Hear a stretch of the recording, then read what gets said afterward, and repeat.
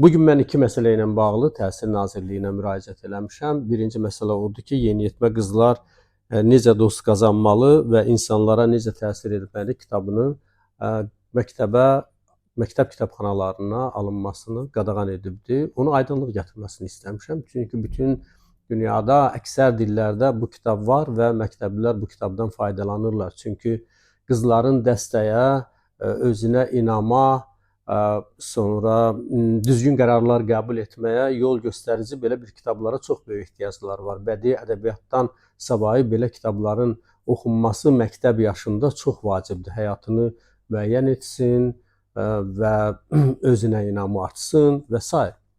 Və eyni zamanda mən bilmək istəyirdim ki, görüm ki, ümumiyyətlə bu qərarı kimlər qəbul edir? Elə bir yazılı bir qərar varmı?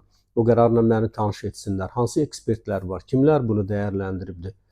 Eyni zamanda ikinci bir məsələ odur ki, ümumiyyətlə mən 35 ildir ki, naşirlik fəaliyyəti ilə məşğulam və 20 falan kitab bu vaxta qədər Təhsil Nazirliyi bizdən qanun nəşriyyatının kitablarından alıbdır.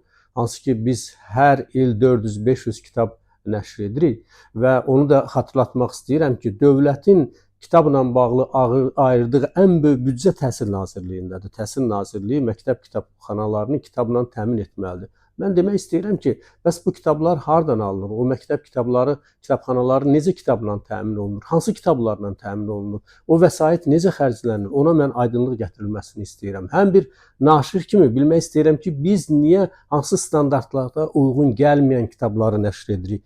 Həm bunu istəyirəm, həm də valideyn kimi bilmək istəyirəm ki, o məktəb kitabxanalarına hansı kitablar ayrılır? O vəsait hara gedir?